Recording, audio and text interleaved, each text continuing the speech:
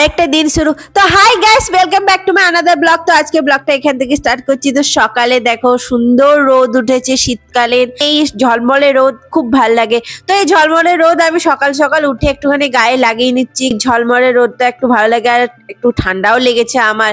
আর তোমরা আমার ভয়েস ওভারে বুঝতে পারবে যে আমার প্রচন্ড ঠান্ডা লেগেছে, তাও আমি অনেক কষ্ট করে তোমাদেরকে ভয়েস ওভার দিচ্ছি। আমার শরীর খুবই খারাপ, তবুও আমি কষ্ট করে এডিটিং করে তোমাদের কাছে ভিডিও পোস্ট করছি, কারণ তোমরা আমার ভিডিওর আশায় থাকো, তার জন্য।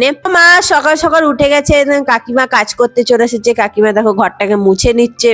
এইখানে কাকিমা কাজ করতে করতে মায়ের সাথে একটু গল্প করছে, এতে কি হচ্ছে না হচ্ছে সেসব জানাও তো আমাদের দরকার। তাই কাকিমা মাকে বলছে আর মা শুনছে। আর দেখো সকাল সকাল আমার মাকে বললো যে একটু কফি করে দাও, তো মা কফি করে দিচ্ছে। আমি কিন্তু সকাল সকাল ব্ল্যাক কফি খাই। দেখো ব্ল্যাক কফি মোটামুটি হয়ে গেছে উইদাউট চিনি। তো আমি উইদাউট চিনি ব্ল্যাক কফি খেয়ে নেবো। তো মা দেখো কফি সার্ভ করে দিয়েছে। আর অ্যাকচুয়ালি কাপটার জন্য তোমরা বুঝতে পারছো না। তো দেখো সকাল সকাল আমি এই যে কফি আর বিস্কিট, তো ব্ল্যাক কফি উইদাউট সুগার আর তার সঙ্গে মাল্টিগ্রেন বিস্কিট। তো এইটাই আমার দিনের শুরু। তো সকাল সকাল আমি ঘুম থেকে উঠে এইটা একটুখানি খেয়ে নিই, তারপরে আমাদের দিন স্টার্ট হয়। তো দেখো আমার চান টান হয়ে গেছে, আর মা চান করতে যাচ্ছে, তার জন্য আমার পিছনে দেখো দাঁড়িয়ে আছে। আর মা অ্যাকচুয়ালি টিভিতে কিছু দেখছিল। তো এই যে দেখো আমি চান টান করে রেডি হয়ে গেছি। তো এবারে পালা হচ্ছে ব্রেকফাস্ট করা। তো ব্রেকফাস্ট করা হয়ে গেছে আমাদের সবারই।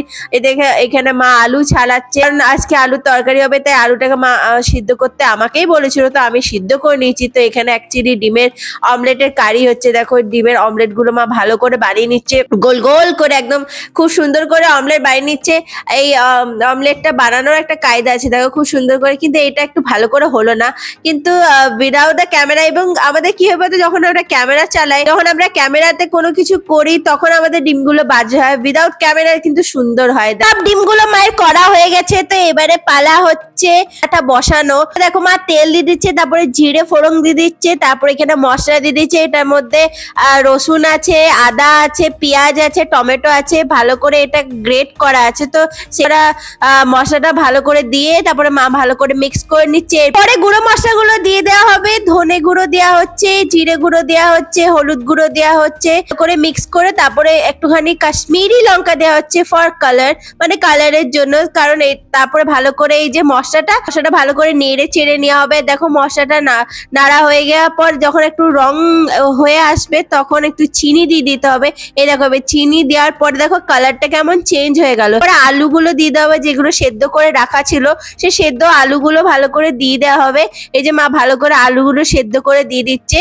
দিয়ে দেওয়ার পর দেখো একটা মাখা মাখা একটা শুকনো শুকনো হয়ে গেছে। এরপরে একটুখানি জল দিয়ে দিতে হবে, তরকারিটা লেগে না যায়। দেখো ঝোলটা প্রায় ফুটে গেছে। তো অলমোস্ট আমাদের আলুগুলো মনে হয় সেদ্ধ হয়ে গেছে।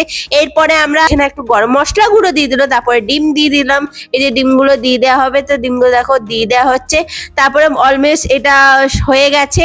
তো আমরা এটা এবার নামিয়ে দেবো। দেখো এখানে কত সুন্দর ডিমের ঝোল রেডি। ডিমের অমলেট কারি তো রেডি হয়ে গেছে। এবার গরম গরম ভাতের সাথে বন্ধুরা আমরা লাঞ্চের সময় এটা খেয়ে নেবো। তো দেখো রান্না বান্না মায়ের কমপ্লিট হয়ে গেছে। মা এই যে সবজির যে বাস্কেটটা আছে, সেই বাস্কেটটা এর মধ্যে রেখে দিচ্ছে দেখো সুন্দর করে। আর আমাদের এখানে পায়েসও আছে একটু ফ্রিজের মধ্যে, সেটা আমরা পরে খাবো। মা একটুখানি বলছে যে আমার কাজ ফিনিশ, এটা বলছে।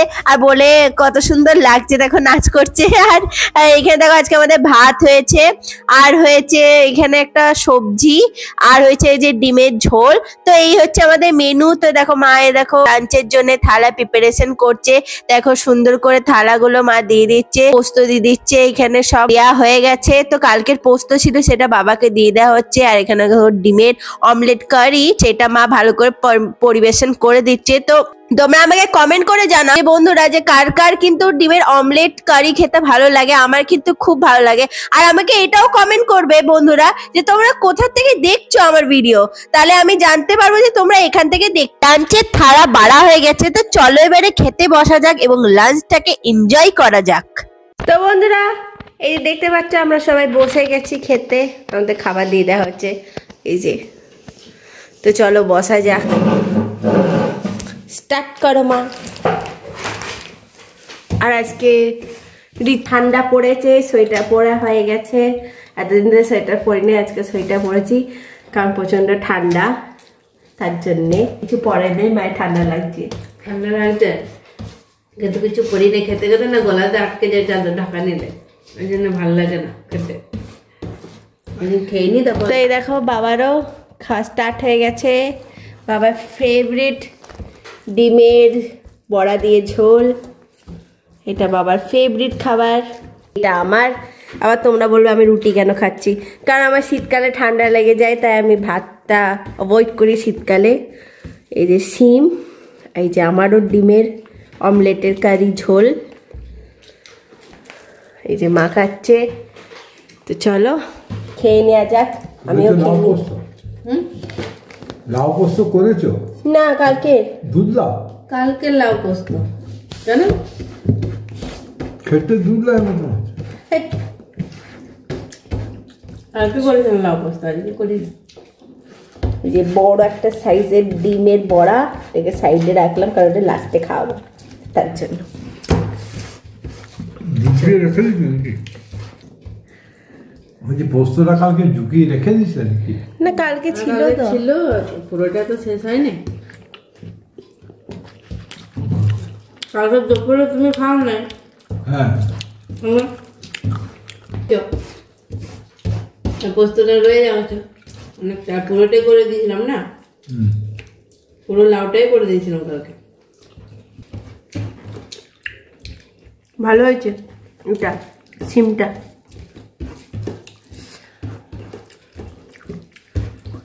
পোস্ত সর্ষে দিয়ে সিম, তাও কালো সরষেটা ছিল না, সাদা সর্ষে দিয়ে করেছো? সাদা সরষে, কালো সরষেটা দিলে আরো একটু সেন্ট হয়। সেন্টটা মিসিং আছে।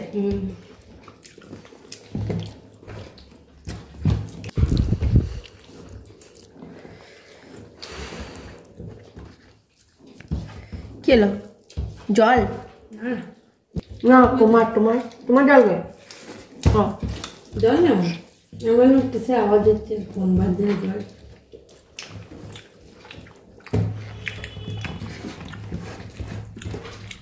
এটা ফ্রিজটাতে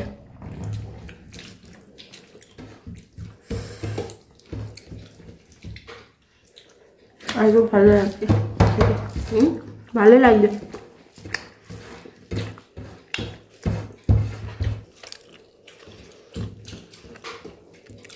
ভেবে চচ্চড়ি করো, এদের মূল্য নেই, মূল্য ছাড়া চচ্চড়ি বানাবে না। কালকে করো। আর আমার প্রচন্ড সর্দি করেছে, হেঁচে হেঁচে সকাল থেকে হেঁচে পাগল হয়ে গেল আমরা। আমি বন্ধুরা, আমার প্রচন্ড সর্দি করেছে, নাক দিয়ে শুধু, তাই রুটি খাচ্ছি, ভাত খাইনি। লাঞ্চ টাঞ্চ এনজয় করার পরে এবারে বাকি কাজগুলো, লাঞ্চের পরে যেগুলো বাকি কাজগুলো আছে, বাড়তি কাজগুলো, সেই কাজগুলো সেরে নেওয়া যাক। দেখো মা কাজ করছে, তো মা অ্যাকচুয়ালি যে পাট করে রাখছে, শাড়ি জামা কাপড় গুলো পাট করে নিচ্ছে। তো যেগুলো মা উপর থেকে এনেছিল, মানে ছাদ থেকে, ছাদে মেলা ছিল, কাকিমা সকালে মিলে দিয়ে গেছিল, এগুলো তুলে নিয়ে এসে সেগুলো ভাঁজ করে আলমারিতে ঢুকিয়ে রাখছে। তো এখানে অ্যাকচুয়ালি আমাদের কিন্তু ভালো জামা কাপড় থাকে না, এগুলো আমরা যেগুলো নর্মালি পরি সেই জামা কাপড় গুলো থাকে এটার মধ্যে। তো সেইগুলোই মা সুন্দর করে গুছিয়ে পাট করে রেখে দিচ্ছে। আর এই যে দেখো সন্ধ্যেবেলা হয়ে গেছে, চাটা খাওয়া গেছে। তো আজকে আমি অ্যাকচুয়ালি আমার শরীর ভালো নেই, তাই মাকে বলেছিলাম যে একটুখানি মোমো তৈরি করবো, তাই আজকে বাড়িতে মোমো তৈরি হবে। তার জন্য মা এই যে বাঁধাকপি, গাজর এগুলো ভালো করে কেটে নিচ্ছে। অ্যাকচুয়ালি ভেজ মোমো হবে, চিকেন মোমো আমি অ্যাকচুয়ালি জানি, কিন্তু আজকে চিকেন মোমো খাওয়ার ইচ্ছা যাচ্ছে না, আজকে ভেজ মোমো খাওয়ার ইচ্ছে যাচ্ছে। ওখানে বাবা মোবাইল ঘাটছে, আর তার সঙ্গে সঙ্গে বাবাকে কফি দিয়ে দেওয়া হয়েছে। আর এখান থেকে দেখো মা এই যে আটা মাখবে, যেটা মোমোর যে ডোটার জন্য আমাদের ময়দা লাগবে, সেগুলো মা নিয়ে চলে এসেছে। দেখো ময়দাটা মাখা স্টার্ট হয়ে গেছে। তো আমরা অ্যাকচুয়ালি ঠান্ডা জল দিয়ে ময়দাটা মাখি। তো দেখো এটাকে সুন্দর করে ভালো করে ময়দাটাকে মেখে নিতে হবে। মা অল্প অল্প জল দিয়ে ময়দাটা মেখে নিচ্ছে।